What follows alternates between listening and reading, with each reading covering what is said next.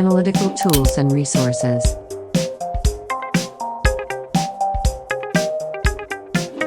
You will often hear or read sentiments, especially in social media, that climate change is a hoax or some sort of grand conspiracy. It's not a hoax, of course, but nonetheless, messages suggesting that it is are out there.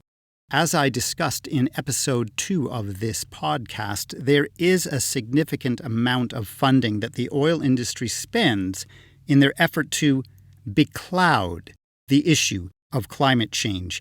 And I borrow that term from Judge William Smith of the U.S. District Court for the District of Rhode Island in his 2019 ruling against 21 oil companies.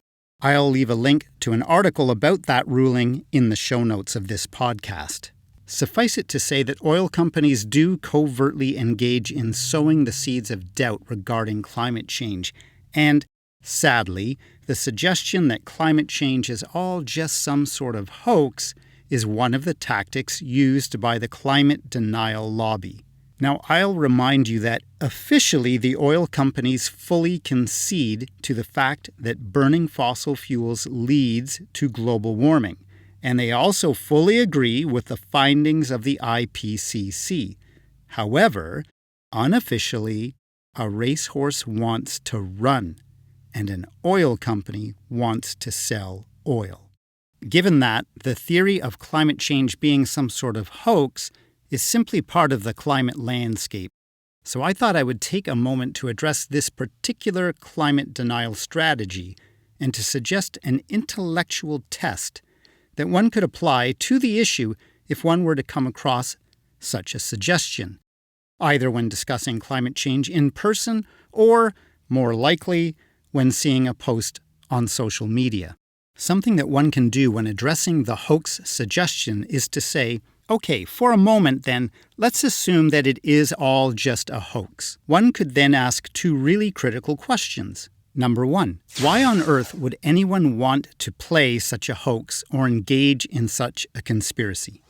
That's a pretty hard question for even the most ardent climate denier to answer with a straight face.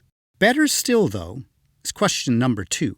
Who would have to be in on such a conspiracy? Consider for a moment all the people, institutions, organizations, governments, intergovernmental agencies, and media outlets that would all have to be co-conspirators in such a hoax.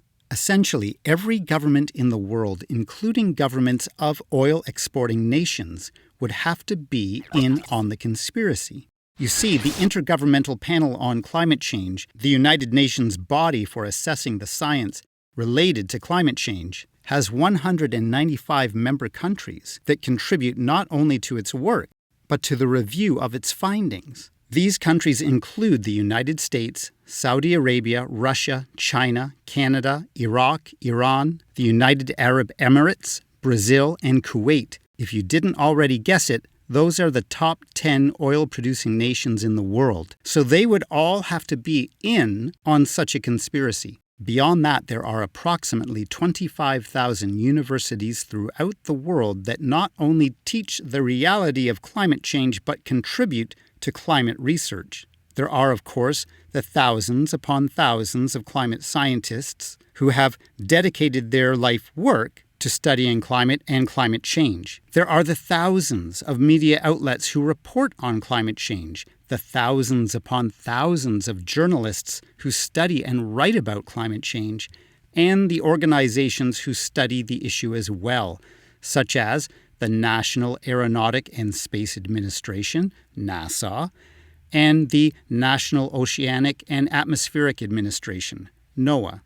Of course, there are the dozens of climate-related NGOs such as Greenpeace, 350.org, the Climate Reality Project, the Citizens Climate Lobby, and the Union of Concerned Scientists, to name just a few.